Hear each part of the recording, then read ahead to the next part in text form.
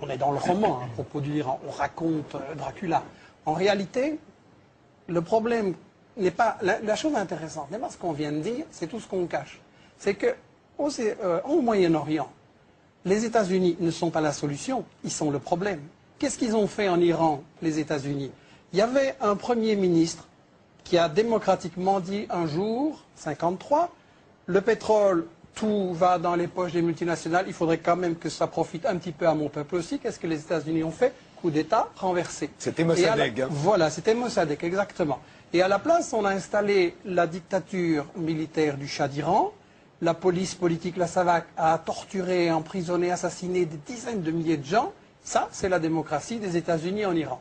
Maintenant, on nous dit, oui, mais l'Iran a des armes de destruction massive. On nous a déjà fait le coup, on sait ce que ça vaut, mais on recommence. Parce qu'on n'a pas 36 prétextes. Donc l'Iran des armes pourrait développer l'arme nucléaire. Bien, mais Israël a 150 têtes nucléaires. Ça, c'est les bonnes bombes, peut-être. Donc l'Israël, qui est l'État le plus raciste au monde, qui a chassé les Palestiniens de leurs terres, qui viole toutes les résolutions des Nations Unies, l'Israël... Non mais qu'est-ce qui se passe en Iran aujourd'hui? Non mais enfin vous dites n'importe quoi. Est-ce que je vous ai interrompu? Vous expliquez qu'il y avait la SAVAK... envers les spectateurs. Non mais enfin...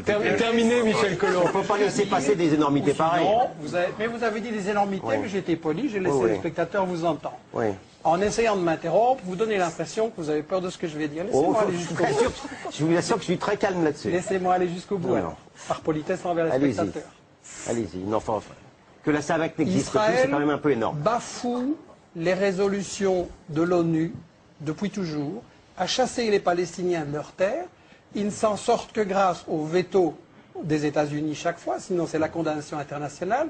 Le problème ne va pas être résolu par les États-Unis et Israël, c'est eux le problème. On ne peut pas avoir une paix au Moyen-Orient tant qu'on a un État colonialiste qui place les Palestiniens dans des camps de concentration. Il n'y aura pas de paix sans la justice, c'est aussi simple que ça. Cancel. Pour un petit rappel, hein, la situation de l'Iran et des bases américaines qui l'entourent, c'était dans le dessous des cartes, l'émission de Jean-Christophe Victor. Je vous invite justement à regarder la carte.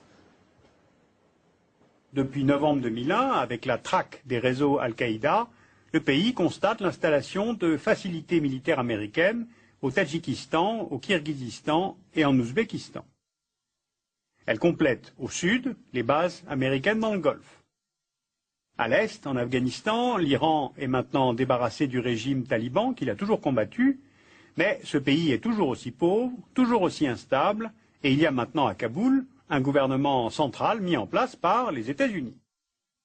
Au sud-est, le Pakistan, également instable, est totalement écartelé entre les choix de politique extérieure du gouvernement, apparemment pro-américain, et les adhésions profondes de la société pakistanaise, musulmane et anti-américaine.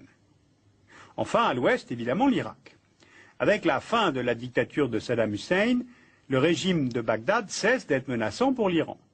Mais s'installe à la place un régime, là aussi favorable aux intérêts américains, et qui permettra, à terme, la présence de bases militaires américaines. Donc notre carte le montre bien, l'Iran est encerclé par des pays désormais proches des intérêts américains. Herbert, vous vouliez ajouter quelque chose sur l'image de l'Iran encerclé par les bases américaines? En fait, c'est encerclé. Vous voyez la carte. Il y a deux armées, grandes armées américaines à la frontière. Et c'est Bush qui a menacé beaucoup de fois l'Iran. C'est en fait les États-Unis peuvent attaquer l'Iran. Il y a, comment dirais-je, une paranoïa de la part des Iraniens. Justement, paranoïa de la part des Iraniens qui ferait suite aux menaces nombreuses des Américains. On se souvient que les Américains avaient d'ores et déjà menacé l'Irak avant de l'envahir. On a entendu George Bush avant-hier, dans son discours de sortie, comme on les appelle, reconnaître une erreur. Ce serait d'avoir cru le renseignement en 2003. On va écouter tout de suite George Bush se confessant. The biggest regret of all the presidency has to have been the intelligence failure in Iraq. A lot of people put their reputations on the line and said, the weapons of mass destruction is a reason to remove Saddam Hussein. It wasn't just people in my administration, and that's not a do-over. But I wish the intelligence had been different, I guess. Vous y croyez, George Bush, Non, victime du renseignement américain, vous qui avez été chef de la CIA? Il ment, 100%. Parce que j'étais chef de renseignement de la CIA. Jusqu'en 1995, vous ne l'étiez plus. Il n'y a pas de renseignement. Ouais. Et il y a un type qui est venu en Jordanie qui a dit, c'est Saddam Hussein qui a détruit tous les armes nucléaires et tout. Il ment. Michel Collomb? Oui, Bush a menti effectivement avant la guerre, pendant la guerre et maintenant aussi. Il prétend qu'il a été trompé par les services de renseignement. En réalité, il y a toute une série de témoignages qui disent qu'ils ont obligé à déposer de faux rapports avec des chantages, avec des pressions, avec des déformations. Bush voulait cette guerre qui avait été décidée depuis longtemps pour contrôler les pétroles et il a obligé les services de renseignement à déposer de faux rapports.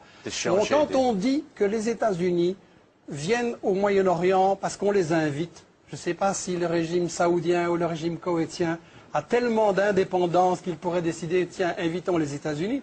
Soyons sérieux, c'est des marionnettes. Et donc, quand les États-Unis disent invitez-nous, ben ça se passe.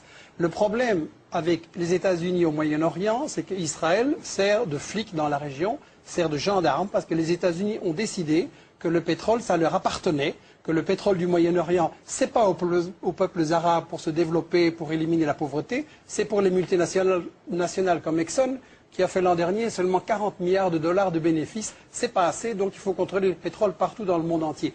Et si on me dit que non, c'est un problème différent au Moyen-Orient, il faut remarquer que les États-Unis veulent contrôler le pétrole partout dans le monde.